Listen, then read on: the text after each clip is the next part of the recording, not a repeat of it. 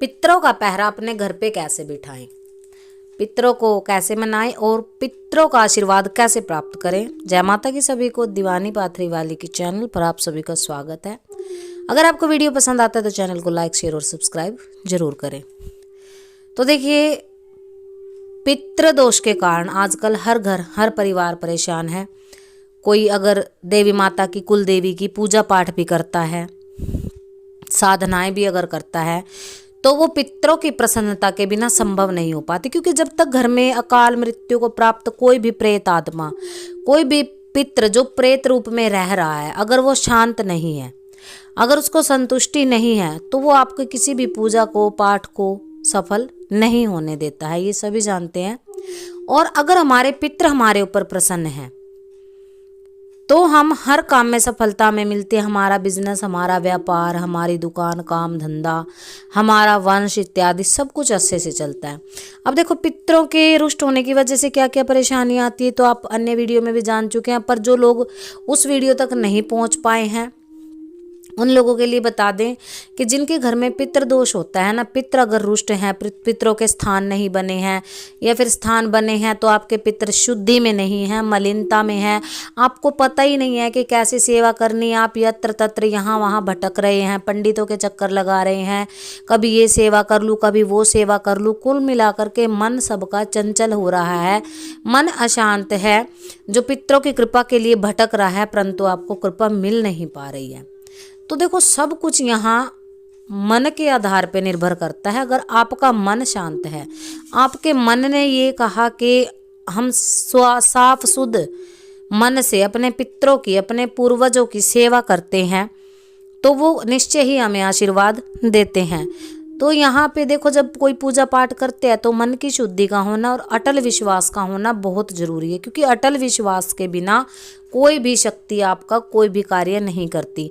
अब बहुत घर ऐसे हैं जिनके घर में बेटियां ही बेटियां पैदा हो जाती हैं। कहते हैं लोग कि इसके पीछे तो भगवान पड़ गया, पर वो लोग थोड़े ज़्यादा पढ़े लिखे किस्म के होते हैं। और पढ़े लिखे भी उन्हें नहीं कह सकते, क्योंकि खाली किताबी ज्ञान, किताबी शिक्षा पाने मात्र से हमारे जीवन का उद्धार नहीं हो जाता। अपने धर्म का, अपने संस्कृति का हमें ज्ञान होना आवश्यक है। हर चीज़ है दुनिया में।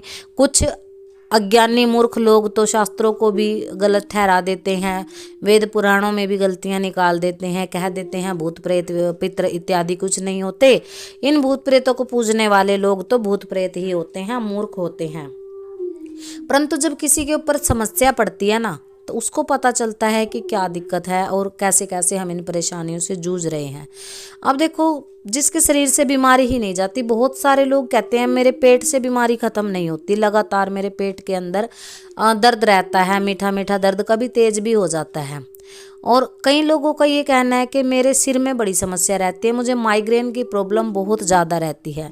और कई लोगों का तो जैसे सूखा मसान लग जाता है, मसान क्रिया अगर हो गई और आप देवी देवियों का उतारा करते जा रहे हैं, अपने घर के पितरों की आपने शुद्धि नहीं करी, अपने घर के पितरों को आपने बल नहीं दिया, वो निर्बल हो चुके हैं, वो आपके कंकाल मात्र हो चुके हैं, उनके पास कोई ऊर्जा नहीं है, उनको कोई भोग प्रसाद नित्य प्रति नहीं दिया जाता, उनका पहरा नहीं, उनके नाम का दीपदान नहीं होता, उनके नाम का पिंडदान नहीं होता, उनके नाम का कुंभदान नहीं होता, तो क्या होता है, आपके पितृ रुष्ट और निर्बल हो जाते हैं, जो आपकी किसी भी प्रकार की समस्या से, भूत से, प्रेत से, किए से, कराए से, तंत्र से, मंत्र से, जादू टोने से रक्षा नहीं कर पाते हैं, क्योंकि वो खुद ही निर्बल अवस्था में है।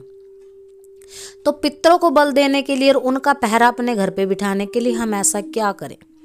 देखो, दो ऑप्शन है इसमें, दो विकल्प आप लोगों को दिए जाते हैं। पहला विकल्प होता है, आप छमाही का, जो हम हमेशा कहते हैं, छमाही के लिए उनके नाम का घर में गहना रखा जाता है। वो गहना रखे, पहले भी वीडियो में बता चुके हैं, पर जिन लोगों को की पहुंच उस वीडियो तक नहीं हुई वो लोग इस वीडियो में सुन सकते हैं।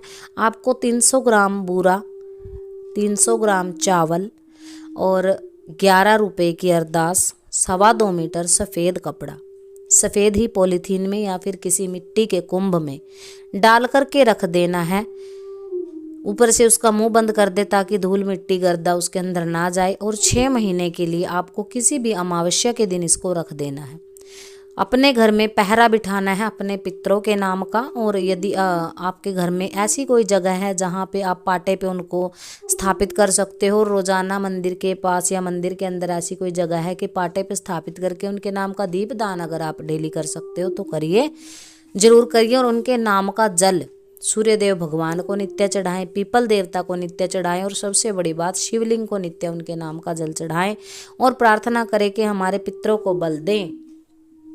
और जब आपकी इस सेवा से पितृ प्रसन्न हो जाते हैं, वो जो निर्बल और प्यासी अवस्था में पड़े हुए हैं, जब उनके तृप्ति मिलती है तो वो आपको आशीर्वाद देते हैं और आपके जीवन में चल रही समस्याएं दूर होने लग जाती है। और जो लोग भक्ति मार्ग में आगे बढ़ना चाहते हैं, उनकी जो बहुत तरह की कठिन कठिन परीक्षाएं होती हैं, जो उनका काम धंधा रुकना, पैसे वगैरह से तकलीफ आना, लड़ाई होना, झगड़े होना, बहुत अत्यधिक क्रोध आना, ये सब समस्याएं जो होती हैं लोगों के साथ, ये खत्म हो जाती हैं और आपको अपने इष्ट का, अपने पितरों का आशीर्वाद मिलता है। दूसरा है, आपको चावल लेने हैं बिना टूटे, साबुत चावल, अक्षत जिनको बोला जाता है, 1.25 मुट्ठी लें। उसके अंदर आपको 3 हल्दी की गांठ रखनी है, साबुत हल्दी की 3 गांठें आप रखें, 1 रुपए का सिक्का और थोड़ी दूब, दूब घास जो दुर्वा होती है, जो गणपति भगवान जी को चढ़ाई जाती है, वो दुर्वा आप एक सफ़ेद रंग के 1.25 मीटर कपड़े के अंदर बांध करके कलावे से उसमें गांठ लगा करके अपने घर के मंदिर में देवता के स्थान से थोड़ा नीचे स्थान पर उनको स्थान दे। 5 ईंट, अगर आपके पितरों के स्थान नहीं है, 5 ईंट आप नई लेकर के आए, उनको आप गंगा जल और दूध से, शहद उसमें मिला करके, दही मिला करके, घी यानी कि पंचामृत से स्नान करवा करके, उनको हल्दी से तिलक करके, उनका विधिवत पूजन करके, उनके ऊपर वस्त्र आदि ढक के रखें और उनके ऊपर उन चावल और हल्दी की गांठों को रख के उनका पहरा घर में बिठाए कि हे पितृ देवता, ये आपका स्थान आप आज के बाद इस घर में हमने बना दिया है, आपका पहरा इस घर में हमने बिठा दिया है। और नित्य अगर सुबह शाम कर सकते हो तो सुबह शाम करें, नहीं तो एक समय दिन में संध्या के समय जब गोधूली वेला हो, यानी कि जब दिन छिपने वाला हो, उस वक्त पे आप उनका नाम का दीपक जलाएं। घी का इनका दीपक जलाना है आपको और उनके नाम का जल थोड़ा मीठा जल करके दें तो बहुत ही अच्छा है। आप सूर्य भगवान को जरूर अर्पित करें। उसमें थोड़ी सी आप हल्दी भी डाल सकते हैं, काले तिल भी डाल सकते हैं, आपके सामर्थ्य के आधार पे। तुलसी अगर आपके घर में है तो तुलसी को भी आप उनके नाम का जल चढ़ा सकते हैं। घर के आसपास कहीं पीपल का वृक्ष है तो पीपल के वृक्ष को भी जल चढ़ाएं। और 1.25 मुट्ठी अक्षत आपको डेली भगवान शिवलिंग पर 11 दिनों के लिए, जैसे आपने उनका पहरा घर में बिठा दिया, ये चीज़ आपने रख दी, 11 दिन के लिए शिवलिंग पर भगवान शिव को जरूर 1.25 मुट्ठी चावल अपने पितरों के निमित्त आप अर्पण करके आए। मीठे में नैवेद्य में आप बताशा या फिर इलायची दाना दे सकते हैं।